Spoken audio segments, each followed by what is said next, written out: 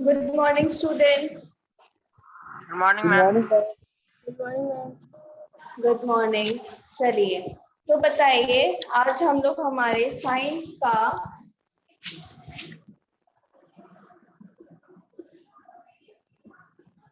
हम लोग क्या कर रहे थे?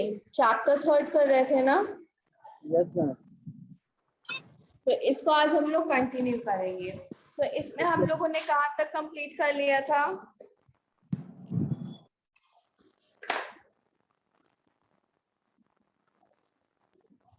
बताइए, इसमें हम लोगों ने कहाँ तक कंप्लीट कर लिया था चैप्टर 3 में?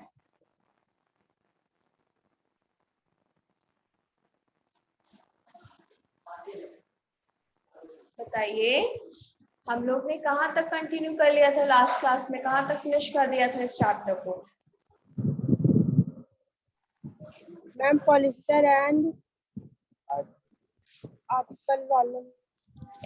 पॉलिस्टर एंड एक्रिलिक तक हम लोगों ने इसको कंप्लीट कर दिया था। तो आज हम लोग इसको स्टार्ट करेंगे characteristics of synthetic fibre, right? Yes, ma'am. चलिए, तो अब हम लोग क्या स्टार्ट करते हैं? अब हम लोग पढ़ते हैं कैरेक्टरिस्टिक्स ऑफ सिंथेटिक फाइबर। ये क्या है? तो इमेजिन इट इज अब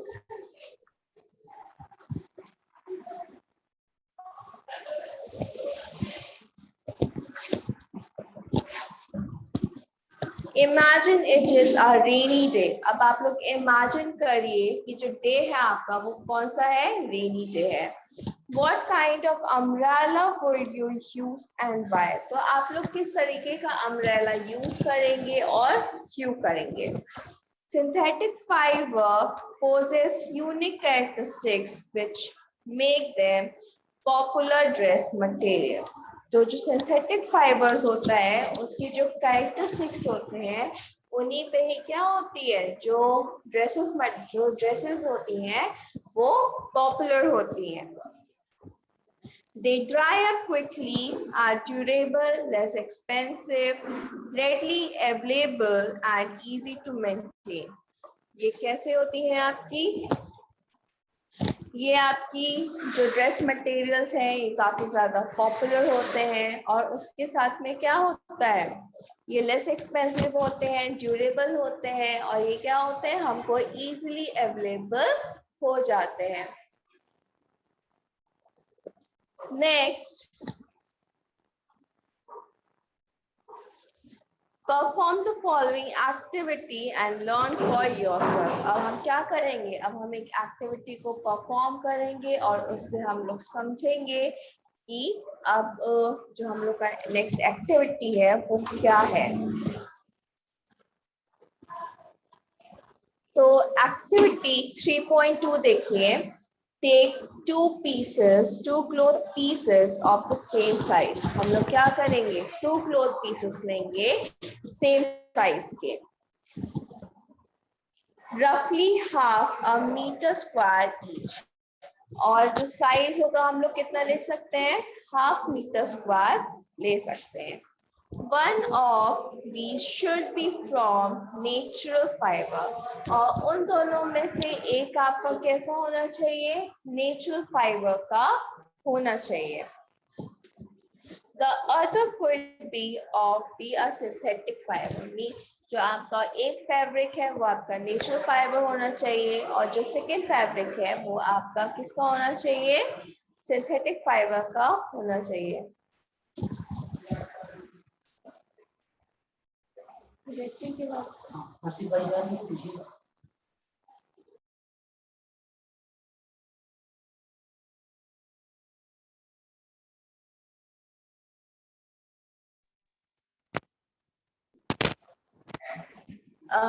हर्षित, आपको वॉइस आ रही है? यस मैम, आ रही है वॉइस। ओके, तो बेटा आपकी जो है अटेंडेंस लगती है तो आप जो है उसमें अपना नाम लिखा करिए। जब भी आप मीटिंग को ज्वाइन करते हैं तो अपना ओके नेम मैम। डाला करिए। ओके, श्योर मैम, तो श्योर। अभी ओके, तो आप अभी अपना नेम को चेंज कर दीजिए ताकि बाद में कोई कंफ्यूजन ना हो। ओके, तो चलिए अब हम लोग क्या कर रहे थे, हम लोग फाइबर के बारे में पढ़ रहे थे। तो उसमें हमारे जो पीसेस हैं वो क्या है, वो आपके 2 टाइप्स के हैं। फर्स्ट हमने लिया है नेचुरल फाइबर एंड सेकेंड हमने लिया है synthetic fibre. You can take help of your parents in selecting these pieces. तो इन pieces को select करने के लिए हम किसकी help ले सकते हैं, हमारे parents की help ले सकते हैं। Soak the pieces in different mugs, each containing the same amount of water. हम क्या लेते हैं, 2 mugs लेते हैं और उनमें same amount of water लेते हैं और दोनों pieces को क्या करते हैं, दोनों मग्स में डीप कर देते हैं separately. Take the pieces out of the container after 5 minutes and spread them in the sun for a few minutes. फिर हम क्या करेंगे, उन दोनों पीसेस को निकालेंगे, मग में से निकालेंगे और क्या करेंगे, सन में शेड कर देंगे। Compare the volume of the water remaining in each container. तो हम क्या करेंगे, जो दोनों कंटेनर्स हैं उनमें कितना पानी लेफ्ट बचा है उसको हम लोग कंपेयर करेंगे। ओके, तो do synthetic fiber soak less more water than the natural fiber? Do they take less और more time to dry? तो अब यहाँ पे आपसे क्वेश्चन पूछ रहा है कि जो सिंथेटिक फाइबर था या नेचुरल फाइबर था, दोनों में से ऐसा कौन सा फाइबर था जिसने मोर वाटर को अब्सॉर्ब किया या लेस वाटर को अब्सॉर्ब किया, या सन में ऐसा कौन सा क्लॉथ पीस था जो जल्दी ड्राई हुआ और जो देर में ड्राई हुआ। What does this activity tell you about the characteristics of the synthesis? तो इस एक्टिविटी से हमें क्या समझ में आता है, जो आपका हमारा सिंथेटिक होता है उसके कैरेक्टरिस्टिक समझ में आती है। Find out from your parents about the durability, cost and maintenance of these fabric compared to the natural fiber. तो हम आप लोग क्या करेंगे, अपने पेरेंट्स से हेल्प मांगेंगे और उनसे ये पूछेंगे कि ऐसा कौन सा क्लॉथ पीस है जिसको हम क्या कर सकते हैं, इजीली मेंटेन कर सकते हैं और वो हमारे लिए ड्यूरेबल ही हो। तो नेक्स्ट अब हम आते हैं प्लास्टिक्स पे। अब हम लोग आते हैं प्लास्टिक्स पे। तो प्लास्टिक्स क्या होती हैं? You have further familiar with many plastic articles used every day. तो आपको पता होगा आपके डे टू डे लाइफ में कई सारे प्लास्टिक्स होती हैं जो क्या होती हैं, हम लोग यूज करते हैं, right? Make a list of such items and their uses. तो हम लोग अगर लिस्ट बनाए तो क्या होंगे, ऐसे कई सारे आपको आइटम्स मिल जाएंगे। बोलिए हर्षित।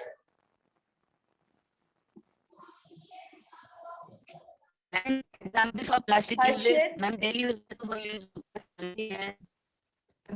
I'm sorry Harshit, I can't hear your voice clearly.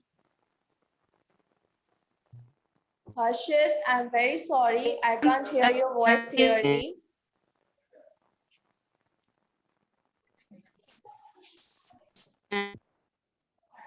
Harshit, please come in your network area.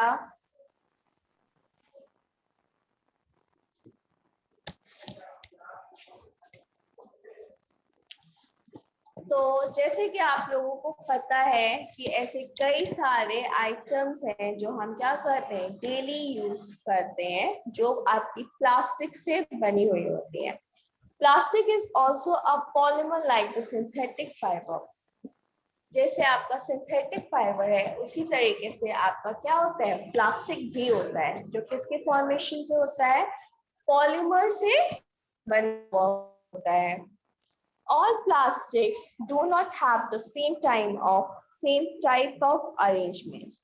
तो जितने भी प्लास्टिक्स हैं उनकी सेम टाइप ऑफ अरेंजमेंट नहीं होती है। मीन्स कई आपके जो कई प्लास्टिक्स होते हैं वो आपके लीनियर चेन में होते हैं, और कई प्लास्टिक्स होती हैं वो आपके क्रॉस चेन में होते हैं। अगर आपसे पूछा जाए कि लीनियर चेन और क्रॉस चेन क्या होती हैं, इस तरह की जो चेन होती है ये होती है आपकी लीनियर चेन। अब यहीं पे हम क्या करते हैं, कई मॉलिक्यूल्स को ऐड कर देते हैं, तो ये आपके बन जाते हैं cross chain.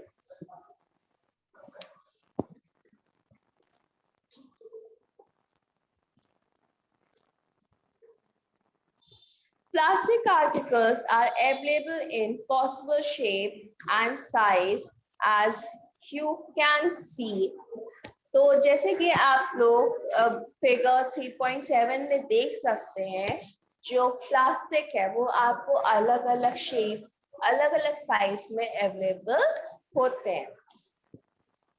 Have you ever wondered how this is possible? तो कभी आप लोगों ने सोचा कि ऐसा क्यों होता है? The fact is that plastic is easily molded and can be shaped in any form. तो इसके पीछे का रीजन ये है कि जो प्लास्टिक होता है उसको हम किसी भी शेप में इजीली मोल्ड कर सकते हैं। उसको हम क्या कर सकते हैं, किसी भी शेप में इजीली मोल्ड कर सकते हैं, और उससे किसी भी शेप का जो फॉर्मेशन है वो हम बना सकते हैं। Plastic can be recycled, reused, colored, metal, rolled into sheets or made into wires. Plastic से हम लोग क्या कर सकते हैं, प्लास्टिक को हम लोग रिसाइकल कर सकते हैं, रीयूज कर सकते हैं, कलर्ड कर मतलब कि मेल्ट करके उसको दोबारा से कलर्ड कर सकते हैं, पेपर शीट्स में रोल कर सकते हैं, और उससे हम क्या बना सकते हैं, वायर्स भी बना सकते हैं। तो आपने मोस्टली देखा होगा जो भी केबल्स और वायर्स होती हैं उनकी जो कवरिंग होती है वो मेनली प्लास्टिक की ही फॉर्म होती है। That is why it just finds such a variety of uses. तो इसलिए हम क्या करते हैं, प्लास्टिक को कई सारी वैरायटीज में हम इसको यूज कर सकते हैं। Next, now try to bend a piece of plastic yourself. अब आपके पास जो प्लास्टिक अवेलेबल है उसको आप क्या करिए, बेंड करने की कोशिश करिए। You can, all the plastic articles can be bent easily.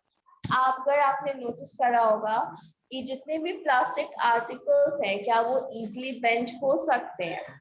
You will observe that some plastic articles can bend easily while some break into holes to bend. तो आप नोटिस करेंगे कि जो कुछ प्लास्टिक आर्टिकल्स होते हैं वो कैसे होते हैं, इजीली बेंड हो जाते हैं, और कुछ प्लास्टिक आर्टिकल्स ऐसे होते हैं जिनमें आपको बेंड करने के लिए फोर्स अप्लाई करना पड़ता है। When we add hot water to a plastic bottle, it gets deformed. तो जब भी हम प्लास्टिक बॉटल में हॉट वाटर को ऐड करते हैं तो वो क्या होती है, वो डिफॉर्म होनी स्टार्ट हो जाती है, मींस मेल्ट होनी स्टार्ट हो जाती है। Such plastic which can get deformed easily on heating can be bent easily are known as a thermoplastic. तो वो प्लास्टिक जो हीट करने पे इजीली बेंड हो जाती है, मतलब कि इजीली डिफॉर्म हो जाती है, इस टाइप की प्लास्टिक को हम थर्मोप्लास्टिक बोलते हैं। Polythene and PVCs are some of the examples of thermoplastic. तो अगर आपसे थर्मोप्लास्टिक का एग्जाम्पल पूछा जाए तो हम क्या दे सकते हैं, polythene and PVC. These are used for manufacturing toys, foams and various types of containers. और थर्मोप्लास्टिक यूज किया जाता है आपके टॉयज फॉर्मेशन में, फॉर्म्स में, और कई टाइप्स के डिफरेंट टाइप के कंटेनर्स के फॉर्मेशन में थर्मोप्लास्टिक का यूज किया जाता है. On the other hand, there are some plastic which, when molded ones, cannot be softened by heated. These are called the thermosetting plastic. तो जैसे अभी हमने पढ़ा कि जो थर्मोप्लास्टिक होता है उसको हम इजीली मोल्ड कर देते हैं हीट करने पे, पर ऐसे भी कई टाइप के प्लास्टिक हैं जिनको हम एक बार हीट करके कोई उनको शेप देते हैं, मींस मोल्ड कर देते हैं, तो दोबारा हम उनको कोई भी दूसरा शेप नहीं दे सकते हैं. तो जो इस टाइप के प्लास्टिक्स होते हैं इनको हम थर्मोसेटिंग प्लास्टिक बोलते हैं. Two examples are bakelite and melamine. तो इसके जो दो एग्जाम्पल्स है वो क्या है आपके, bakelite and melamine. Bakelite is a poor conductor of heat and electricity. तो हम ये कह सकते हैं कि जो बेकेलाइट होता है वो क्या होता है, poor conductor of heat and electricity होता है. It is used for making electrical switches, handles of various utensils, etc. तो आपके घर में जो भी स्विचेस होते हैं, यूटेंसिल्स के हैंडल्स होते हैं, उनमें किनका यूज किया जाता है, उनमें बेकेलाइट का यूज किया जाता है. Melamine is a versatile material. अब मेलामाइन क्या है, ये वर्सेटाइल मटेरियल है. It resist fire and can tolerate heat better than other plastic. ये क्या करता है, ये प्लास्टिक को रेजिस्ट करता है और हीट को ये काफी हद तक टॉलरेट कर सकता है. और ये क्या है, जो बाकी के जितने भी प्लास्टिक्स हैं उनसे कहीं ज्यादा बेटर प्लास्टिक है. It is used for making floor tiles. इसीलिए इसका यूज किसमें किया जाता है, फ्लोर टाइल्स बनाने में यूज किया जाता है. आपके घर में जो भी अगर फ्लोर टाइल्स लगे हुए हैं तो वो किसके फॉर्म, मतलब कि किससे बने हुए हैं, वो मेलामाइन से बने हुए हैं.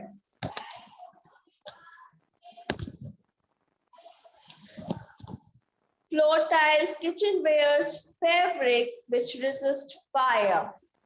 तो जो आपके फ्लोर टाइल्स हैं, किचनवेयर्स हैं, जो आपके फायर प्रूफ जैकेट्स होती हैं, आपने देखा होगा, ऐसे भी आपके फैब्रिक है जो फायर प्रूफ होते हैं, ये सब किससे बने होते हैं, ये मेलामाइन से ही बने हुए होते हैं. The various uses of thermoplastic and thermosetting plastic. तो क्या है, अब इसी तरीके से थर्मोप्लास्टिक और थर्मोसेटिंग प्लास्टिक के काफी ज्यादा यूजेस हैं जो आप अपने डे टू डे लाइफ में नोटिस कर सकते हैं. अगर आप अपने घर में भी, घर के सामने में भी नोटिस करेंगे तो वहां पे भी आपको क्या होगा, कई टाइप्स के थर्मोसेटिंग प्लास्टिक और थर्मोप्लास्टिक्स आपको मिल जाएंगे.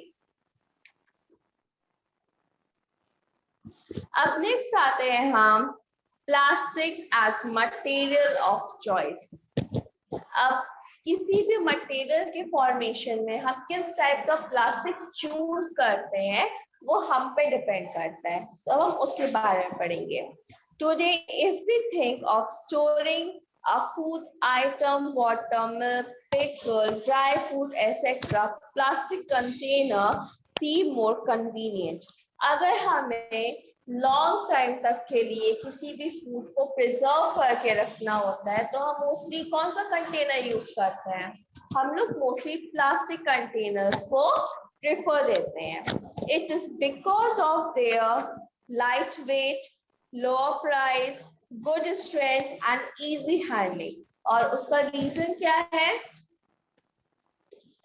जो प्लास्टिक कंटेनर्स होते हैं उनकी जो हाइट होती है, मतलब कि उनका जो वेट कैपेसिटी होता है वो अच्छा होता है, चीप प्राइस में अवेलेबल हो जाते हैं, उनकी जो स्ट्रेंथ होती है वो अच्छी होती है, और क्या होता है उनका केयर करना, उनको होल्ड करना वो भी काफी ज्यादा इजी होता है.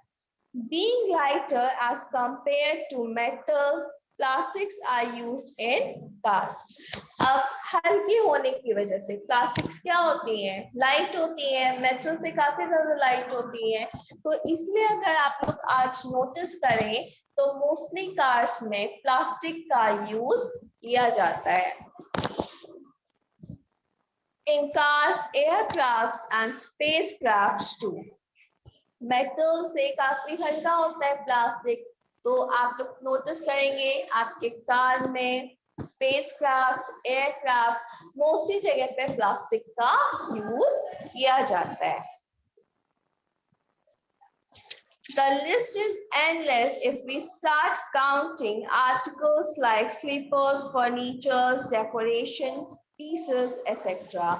अगर हम लोग लिस्ट बनाए प्लास्टिक के यूज की तो वो क्या है, वो अनकाउंटेबल है.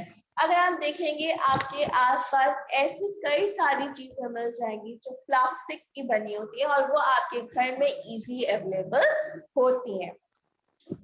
Now let us discuss the characteristics, properties of plastic. अब हम लोग क्या करेंगे, प्लास्टिक की जो characteristics हैं, properties हैं, उसके बारे में हम लोग पढ़ेंगे. Plastic is non-reactive. तो first क्या है, जो प्लास्टिक है ये non-reactive है. अगर आपसे पूछा जाए प्लास्टिक का first characteristic क्या है, तो plastic is non-reactive. You know that metals like iron get rusted when left exposed to moisture and air. अब आप लोगों को पता है कि अगर हम लोग आयरन को मॉइस्चर में छोड़ देते हैं तो क्या हो जाता है, वो रस्ट हो जाता है. But plastic do not react with water and air. But जो प्लास्टिक होता है वो कभी भी एयर और वाटर के साथ में मिलकर रिएक्शन फॉर्मेशन नहीं करता है. They are not corroded easily. इसलिए प्लास्टिक क्या होता है, इसलिए प्लास्टिक जल्दी या फिर easily corroded means rusted नहीं होता है. That is why they are used to store various kinds of materials, including many chemicals. इसीलिए हम क्या करते हैं, कई मटेरियल्स को स्टोर करने के लिए, आपके घर में जो फूड आइटम्स होते हैं उनको स्टोर करने के लिए, इवन कुछ केमिकल्स भी हैं जिनको हम स्टोर करने के लिए प्लास्टिक का यूज कर सकते हैं. अब इसका नेक्स्ट कैरेक्टरिस्टिक है, plastic is light, strong and durable. आपका नेक्स्ट कैरेक्टरिस्टिक है, plastic is light, strong and durable. Talk to your parents or grandparents about the type of buckets that were used in the past. अगर आप अपने parents और grand parents से पूछे कि past में उनके टाइम पीरियड में किस टाइप के बकेट्स को यूज किया जाता था. What is the material of the bucket or mug you are using today? और प्रेजेंट टाइम में आप किस टाइप के, मतलब कि जो आप बकेट्स और मग्स यूज कर रहे हैं वो किस मटेरियल से बना हुआ है, उसको आप लोग कंपेयर कर सकते हैं. What are the advantages of using a plastic container? और प्लास्टिक कंटेनर को यूज करने के क्या एडवांटेजेस हैं?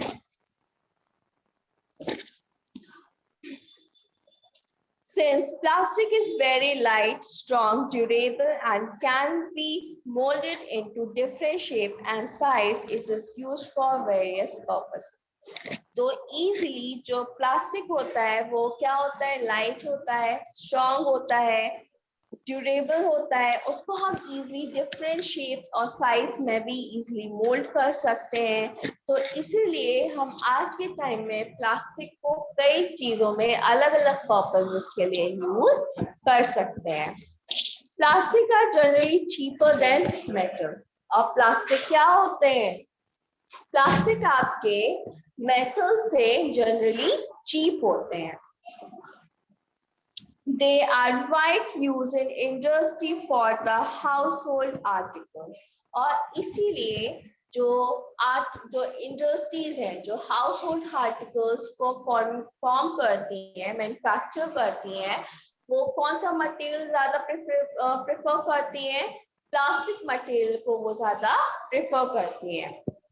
Make a list of different kind of plastic containers that you use in daily life. तो आप लोग क्या कर सकते हैं, इजली कई लिस्ट बना सकते हैं प्लास्टिक कंटेनर्स की जो आप प्रेजेंट टाइम में यूज कर रहे हैं. तो जैसे कि इसमें आप देखेंगे आपसे फर्स्ट क्वेश्चन पूछा गया था कि आप अपने पेरेंट्स और ग्रैंड पेरेंट्स से डिस्कस करें वो अपने टाइम पीरियड में किस टाइप के बकेट्स को यूज करा करते थे. तो वो अगर आप उनसे पूछेंगे तो वो आपको बताएंगे जनरली वो लोग मेटल के या फिर वुड से फॉर्म बकेट्स को यूज करा करते थे. और आज के टाइम में आप लोग किस तरीके की बकेट्स को यूज करते हैं, प्लास्टिक की बकेट्स को यूज करते हैं, राइट. तो जो उस टाइम पे मेटल के और वुड्स के जो बकेट्स होते थे वो कैसे होते थे, हैवी होते थे, एक्सपेंसिव होते थे. पर आज के टाइम में जो आपको प्लास्टिक के बकेट्स और मग्स बनते हैं ये कैसे हैं, ये चीप है एंड लाइट वेट है और इनकी जो वाटर होल्डिंग कैपेसिटी है वो भी क्या है, काफी ज्यादा स्ट्रॉन्ग है. अब इसी तरीके से आपका नेक्स्ट कैरेक्टरिस्टिक है प्लास्टिक आर पुअर कंडक्टर्स. अब प्लास्टिक क्या है, ये पुअर कंडक्टर है. पर क्यों है, you have learned above the plastic are poor conductor of heat and electricity. जैसे कि आपने प्रीवियस क्लासेस में पढ़ा होगा जो प्लास्टिक होती है ये क्या होती है, पुअर कंडक्टर होती है हीट एंड इलेक्ट्रिसिटी के. That is why electrical wires have plastic covering and handles to screwdrivers are made of plastic. तो इसीलिए आप नोटिस करेंगे जो जितने भी वायर्स होते हैं, जितने भी इलेक्ट्रिक ऑब्जेक्ट्स होते हैं उनके हैंडल्स होते हैं, वायर की कवरिंग होती है, वो सब प्लास्टिक की ही फॉर्म्ड होती है. क्यों, क्योंकि जो प्लास्टिक होता है क्या होता है, bad conductor of electricity and heat होता है. As mentioned above, handles of frying pan are also made of plastics. तो आपके किचन वेयर्स में, किचन में जो भी यूटेंसिल्स हैं उनके आप अगर हैंडल्स को नोटिस करोगे तो वो भी जनरली किसके बने होते हैं, प्लास्टिक के बने होते हैं. वो इसीलिए बने होते हैं क्योंकि प्लास्टिक क्या होता है, bad conductor of heat and electricity होता है. तो ये थे आपके characteristics of plastic. तो फर्स्ट कैरेक्टरिस्टिक्स था आपका plastic is non reactive, second था plastic is light, strong and durable, and last था आपका प्लास्टिक आर पुअर कंडक्टर. अब नेक्स्ट आता है आपका प्लास्टिक एंड द एनवायरनमेंट. अब प्लास्टिक क्या है और वो हमारे एनवायरनमेंट से कैसे रिलेट करता है. When we go to the market, we get things wrapped in plastic or packed in polythene bags.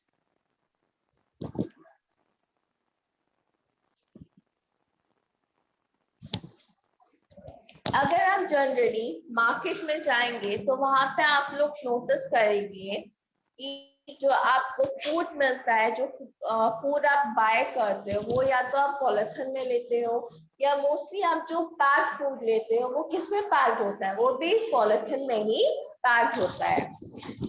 That is one reason why plastic waste keeps getting accumulated in our homes.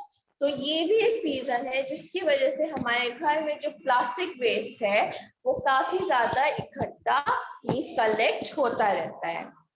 Ultimately plastic find its way to the garbage disposal of plastic is a major problem. तो इसी वजह से आज के present time में जो main problem है हमारी डेली लाइफ में एनवायरनमेंट के लिए भी, वो है plastic disposal. The material which get decomposed through natural process such as action by bacteria is called it biodegradable. अब वो materials जो बैक्टीरिया के एक्शन के थ्रू easily dispose हो जाते हैं environment में, उनको हम बोलते हैं biodegradable. A material which is not easily disposed by natural process is termed as non-biodegradable.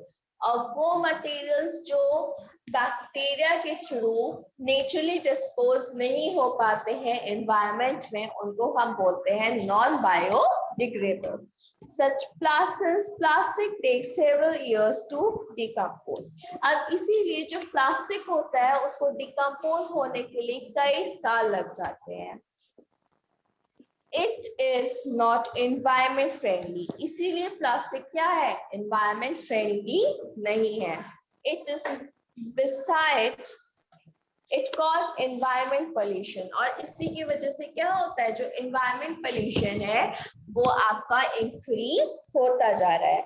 Besides the burning process in the synthetic material is quite low and it does not get completely burned easily. इसीलिए जो synthetic materials होते हैं उनका जो burning process होता है वो काफी slow होता है और वो completely burn भी नहीं हो पाते हैं.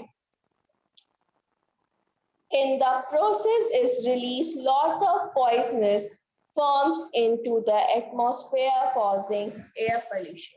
इसलिए जब पॉलिथीन मीन्स प्लास्टिक्स बर्न होता है तो वो क्या करता है, वो कई सारे टॉक्सिक सब्सटेंस को रिलीज करता है, मीन्स पॉइजनस गैसेस को रिलीज करता है एयर में, जिसकी वजह से भी क्या होता है, जो एयर पोल्यूशन होता है वो इंक्रीज होता है.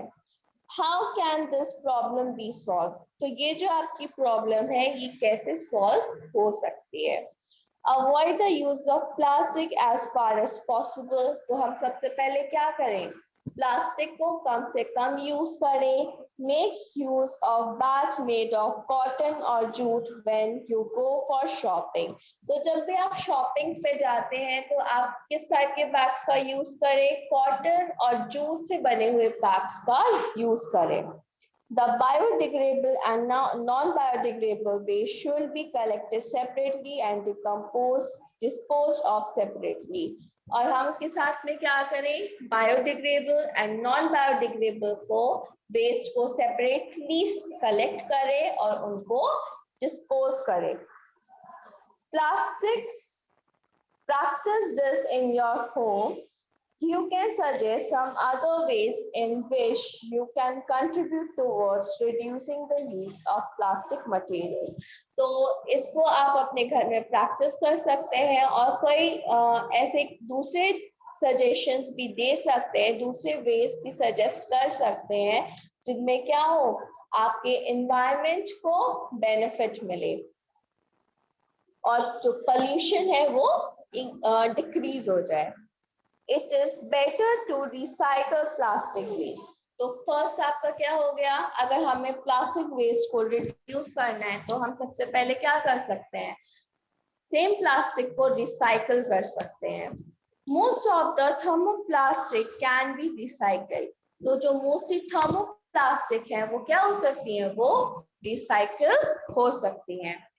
Make a list of items that can be recycled. तो आप क्या कर सकते हैं, आप आइटम्स की लिस्ट बना सकते हैं जो रिसाइकल हो सकती हैं. However, during recycling certain coloring agent is added. तो जब भी किसी भी प्रोडक्ट को, थर्मोप्लास्टिक से बने हुए प्रोडक्ट को रिसाइकल करा जाता है तो उसमें क्या ऐड कर दिया जाता है, कलर ऐड कर दिया जाता है, ताकि वो क्या हो सके, ताकि वो अलग और डिफरेंट दिख सके. This limit is uses especially for storage of food. और ये जो लिमिट है मोस्टली किस में यूज करी जाती है, फूड स्टोरेज में यूज करी जाती है. As responsible citizen, remember the 5R. तो जो आप एक रिस्पॉन्सिबल सिटीजन है तो उसके लिए आपको किस चीज को रिमेम्बर करना है, 5R प्रिंसिपल्स को रिमेम्बर करना है. वो क्या है, reduce, reuse, recycle, recover. Develop habits which are environment friendly. And आपका लास्ट है रिफ्यूज। जो आपकी 5 एनवायरमेंट फ्रेंडली प्रिंसिपल्स हैं वो है reduce, reuse, recycle, recover and refuse. तो आपको क्या करना है, आपको ऐसी हैबिट्स को डेवलप करना है जो क्या हो, आपकी एनवायरमेंट फ्रेंडली हो और क्या हो, उसके साथ साथ आपको भी बेनिफिट मिले। तो बताइए, सबको ये चैप्टर अच्छे से समझ में आया? Yes, ma'am. ओके, तो अब आप लोग इस चैप्टर को रीड करेंगे और सिंथेटिक फाइबर और उसके कैरेक्टरिस्टिक्स के बारे में लिखेंगे। ओके, तो नेक्स्ट क्लास में हम लोग इसकी एक्सरसाइज को कंप्लीट करेंगे। Okay, Yes, ma'am. Yes, ma'am. चलिए, Ma'am. Thank you students, Thank you, ma'am. Bye, ma'am. Bye, ma'am. Bye bye.